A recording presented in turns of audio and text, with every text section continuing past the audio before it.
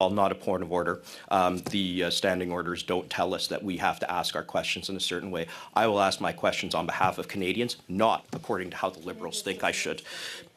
Where are the how about this, Minister? You won't tell us where 30,000 people are.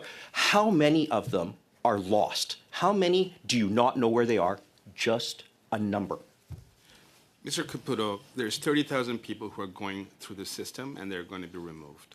You know, this Liberal government promised us we would have a deal by July on tariffs. Nothing. They promised we would build like never before. Nothing. They said that they would be judged by prices at the grocery.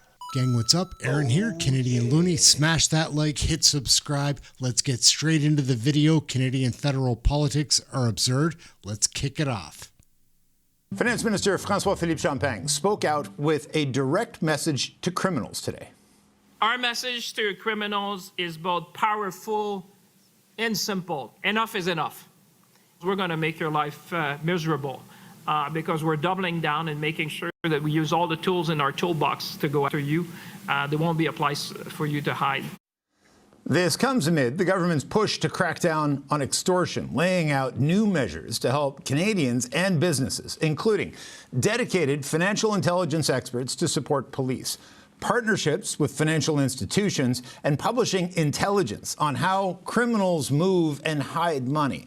For reaction, I'm joined by BC Conservative MP and public safety critic Frank Caputo. Frank, thanks for joining us. This has been a surging issue. The CBSA launched investigations into like 300 people following referrals to BC's extortion task force. We're talking almost 500 extortion crimes reported in the Peel region in 2025. Does the Liberals' plan, does it go far enough? Thanks for having me, first of all, Peter. And no, the Liberal plan does not go far enough. It's another announcement. Canadians no longer want announcements, they want action. We've seen announcements on affordability, those have gone nowhere. We've seen announcements on tariffs, those have gone nowhere. We've seen announcements on housing, those have gone nowhere. What we need to see are less announcements and more action. I get that the minister is trying to do something and he's saying, look, there's nowhere to hide. But with all due respect to the minister, he actually voted for people to serve their sentence potentially on house arrest for extortion with a gun.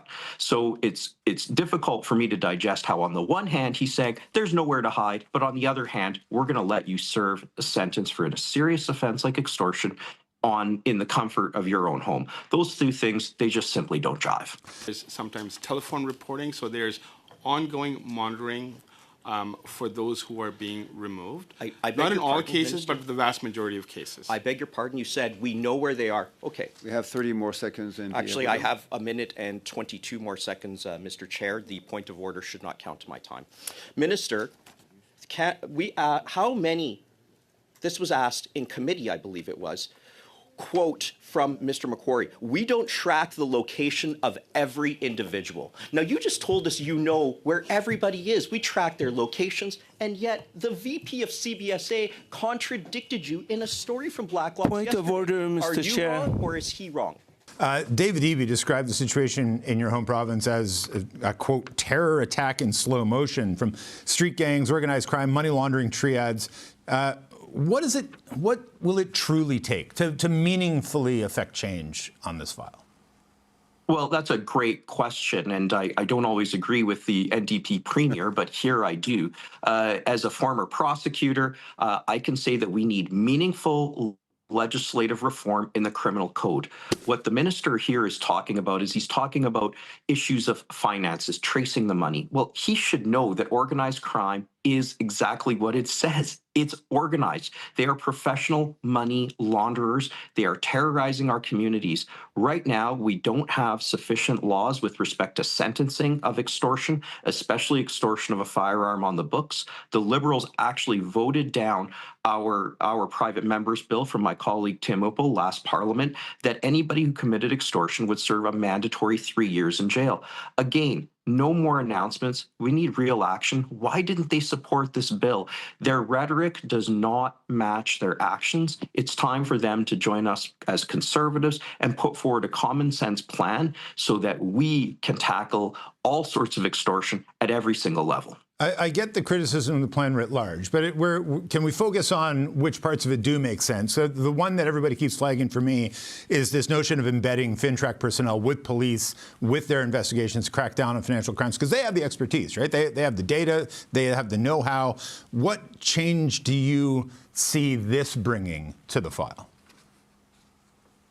Well, I actually am not sure that we're going to see a tremendous change. And the reason for that, Peter, is because people who engage in organized crime are experts at money laundering. Their whole modus operandi is to hide the profits. They don't use conventional banking structures.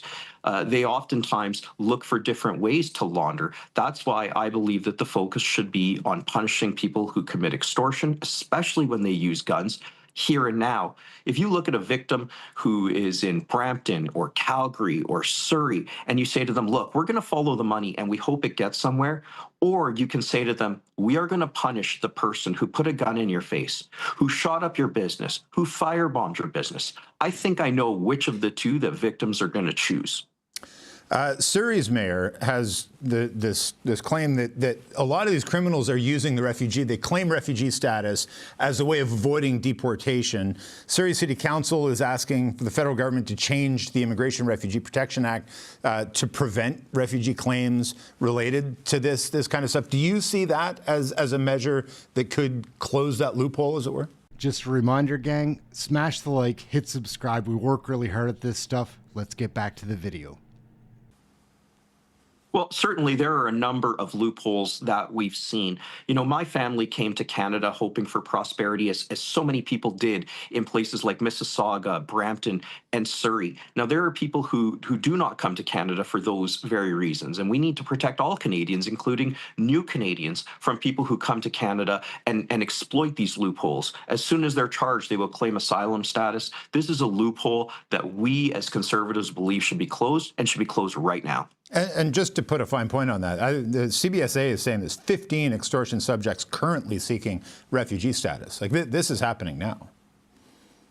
It is happening, and I mean, if you want to go even further, Peter, the last time I questioned the head of CBSA in conjunction with the minister, I believe that she said there are over 30,000 people on warrant who are set to be deported. In other words, the government doesn't know where over 30,000 people are. That to me was a shocking number. We thought it was maybe 1/10 of that. So the CBSA, the Public Safety Minister, Gary Anandasangri, he also has to get his house in order when it comes to bogus asylum claims and actually tracking these people down. How are they lost in the first place? Are these the people who are committing the extortions? At a time when affordability is so difficult, Peter, people are having trouble making ends meet, whether it be groceries or rent, and to have your hard-earned money, even as a ma and pa shop, being taken by somebody by force for extortion, to me, it's such a slap in the face to people who are law-abiding citizens, and it's time for the Liberals to act. We as the Conservatives are ready to go. We just don't know where they are on this file. Frank, we couldn't have you on a day like today, a day after one of your fellow Conservative MPs crossed the floor to join the Liberals, and not ask about it. I wonder, when you look at Matt Jenner's decision, what message do you think that sends to the party, and more specifically to the leader? Well, I actually don't know that it sends any message except a message about Matt. I mean, I knew Matt very well. We were close friends. At the end of the day, he said that he was happy that he was in the Conservative caucus and that he was going to be resigning for family reasons. That obviously changed. I'm not sure that anything changed personally for him. At the end of the day, we are behind Pierre, and that's what matters for me, to be in part of a united team. If people want to take advantage of opportunities that are provided to them by the Prime Minister's office, obviously they are entitled to do that. But at the end of the day, all we have is our integrity, and I'm proud to still be part of the Conservative team, and I always will be. You're in Cache Creek, a great little town that I've visited on a number of occasions. Here in Ottawa, the speculation is rife, right? It's all anybody can talk about, that there are potentially several more Conservative MPs that might cross the floor. What can you tell us about the mood in the Conservative caucus right now, and how prevalent those concerns are among you and your Conservative colleagues? Well, at this point, we obviously can't predict the future. Pierre Poilievre received an 87.4% endorsement from delegates at a recent convention. You know, when I look at people who are crossing the floor like Mr. Genereux, they are often betraying the very people who gave them the mandate. They ran under a conservative banner, and they have to answer to their constituents. And no matter how much people say, well, I talk to my constituents, I find that very difficult to believe that somebody did a large poll of their constituents. You know, the mood for me is one of business as usual. I'm a member of His Majesty's Loyal Opposition, as are the 140 other members in caucus, and we intend to do our job. Come Monday morning when we're back in Ottawa, it's back to work as usual. Do you think there are important lessons, though, to learn here? Like, this is not one isolated incident. We're not talking 3 floor crossers in a short amount of time, at a time when we thought, I think a lot of people had thought the leadership issue had been put to rest. Well, I think the leadership issue was put to rest, Peter, with all due respect, at the convention. Mr. Genereux, obviously, he told everybody that he was going to resign. He had spent enough time with his family, clearly, and decided to take an opportunity. We can't force people to not be selfish. I am part of a caucus that I believe is selfless and is united as a team, and I want to stay part of that. I don't believe that this is a reflection on anybody but the floor crossers. When it came to Mr. D'Entremont, it was well known that he was disillusioned about the fact that he wasn't made deputy speaker. When it comes to Mr. Ma, I have no idea what motivated him. I mean, goodness me, he came to our Christmas party the night before and got photos with Pierre. So sometimes these things are going to happen, but at the end of the day, I think what's more important is where we're going and how we're going to get there. And as Conservatives, we're united to fight for things like affordability, housing, lower crime rates. You know, this Liberal government promised us we would have a deal by July on tariffs. Nothing. They promised we would build like never before. Nothing. They said that they would be judged by prices at the grocery store. Well, prices at the grocery store are very high. So we have 3 or 4 tangible things that they ran on that we haven't seen results for. And my goal as a member of His Majesty's Loyal Opposition is to ensure that Canadians are aware of that and to know, more importantly, that I'm fighting for them and the people of Kamloops, Thompson Nicola in this beautiful area of Cache Creek as well. Shout out to Mayor John Ranta for allowing me to use his office as well. There you go. All right, Frank, we're going to leave it there.